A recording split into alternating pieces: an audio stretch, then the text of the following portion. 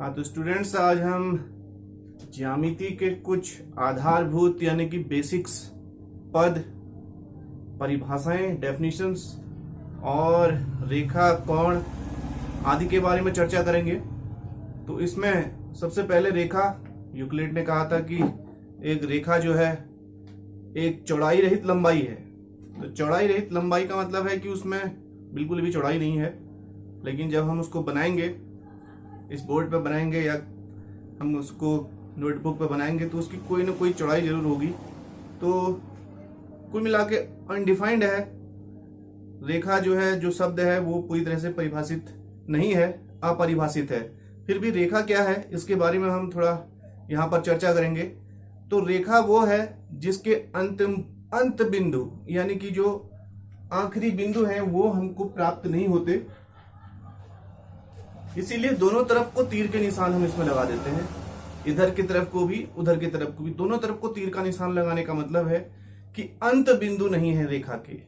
अगर अंत बिंदु है रेखा के तो वो फिर रेखा खंड हो जाएगा। तो ये रेखा होगी, इसको हम एल कहते हैं। तो ये रेखा और रेखाखंड जो होगा, अगर हमारे पास अंत बिंदु हैं ए और बी, इसी रेखा में से एक खंड हम ले लेते हैं ए और बी। अगर उसके दो अंत बिंदु हैं, अगर ए और बी अंत बिंदु हैं, इसी रेखा के एक भाग को हम रेखाखंड कहते हैं। तो रेखाखंड समझ गए आप। इसका जो आखिरी बिंदु है और इसका आखिरी जो बिंदु, दोनों आखिरी बिंदु है वो हमको पता है, ए कहां पर है, बी कहां पर है। और रेखा में हमको अंत बिंदु पता नहीं है, इसलिए दोनों तरफ तीर के निशान लगा दिए गए हैं और वो आगे की ओर बढ़ रहे हैं। इससे ये पता चलता है तीर के निशान से। उसके बाद रेखाखंड के बाद किरण, एक अंत बिंदु आपको पता है किरण में। अगर एक अंत बिंदु पता है, यहां पर एक अंत बिंदु मतलब यहां आपको पता है कि ये शुरू कहां से हो रही है, शुरुआत का बिंदु आपको पता है, लेकिन उसके बाद जो आखिरी बिंदु है वो दूसरी तरफ का अंत बिंदु आपको पता नहीं है। तो इस प्रकार जो बनेगी वो किरण होगी। तो इसे हम किरण कहेंगे। तो तीन चीजें हुई, एक रेखा हुई, एक रेखाखंड हुई और एक किरण हो गई। अब किरण क्या होता है? अगर दो किरण, उसके अंत बिंदु, अब ये एक किरण हमने बनाई, एक किरण हमने ये बनाई, ये दोनों के अंत बिंदु है, तो यहां पर एक कोण का निर्माण होता है। जब दो किरणों के अंत बिंदु मिलते हैं तो एक कोण बनता है, और ये कोण इस प्रकार से बनेगा। इनके बीच में कोई भी कोण हम ले लेंगे x, और ये इसका शीर्ष कहलाएगा। कोण का एक शीर्ष भी होता है और ये इसकी भुजा कहलाएंगी दोनों। जो हमारे पास किरण होगी, अगर ये P बिंदु है तो इसको हम PA और PB अगर हम लेते हैं, बिंदु नहीं है ये, तो PA और PB यानी कि PA किरण को दिखाने के लिए, किरण को व्यक्त करने के लिए PA, और रेखा को व्यक्त करेंगे तो दोनों तरफ तीर का निशान।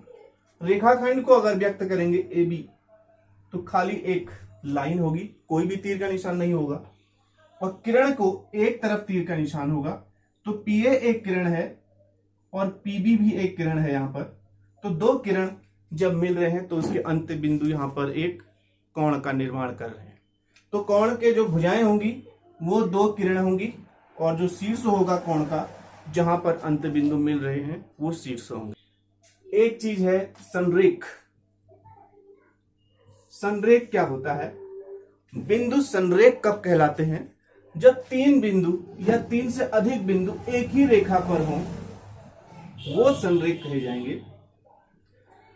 अगर तीन या तीन से अधिक बिंदु एक ही रेखा पर है, जैसे यहां पर ये एक रेखा है, ABC तीन बिंदु हैं और ये तीनों एक ही रेखा पर हैं, तो ये तीनों ABC बिंदुओं को संरेख कहा जाएगा।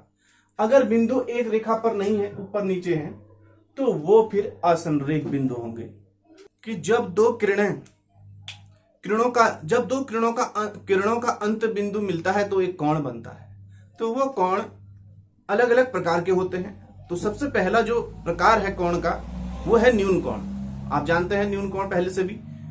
तो ये जो न्यून कोण होगा ये 0 अंश से और 90 अंश के बीच में होगा।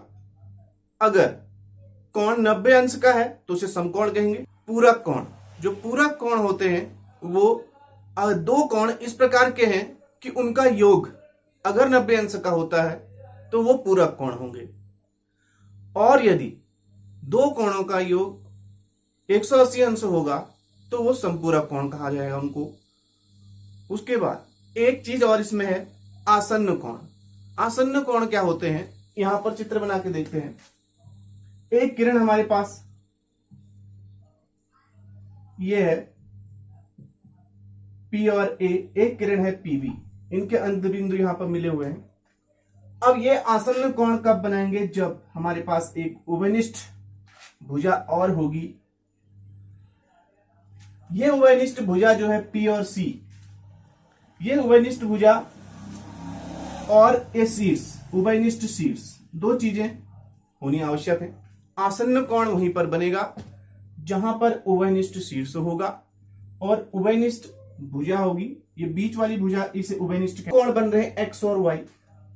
तो ये दो कोण आसन्न कोण कहे जाएंगे, क्योंकि यहां पर एक शीर्ष उभयनिष्ठ है और एक उभयनिष्ठ भुजा है, और इस भुजा के एक ओर एक भुजा है और दूसरी ओर दूसरी भुजा है, एक दूसरे के विपरीत हैं। अन्य दो भुजाएं एक दूसरे के विपरीत होनी जरूरी है। उभयनिष्ठ भुजा के विपरीत दोनों भुजाएं होनी चाहिए और शीर्ष, एक शीर्ष होना चाहिए। तो ये X और Y यहां पर आसन्न कोण का निर्माण करेंगे।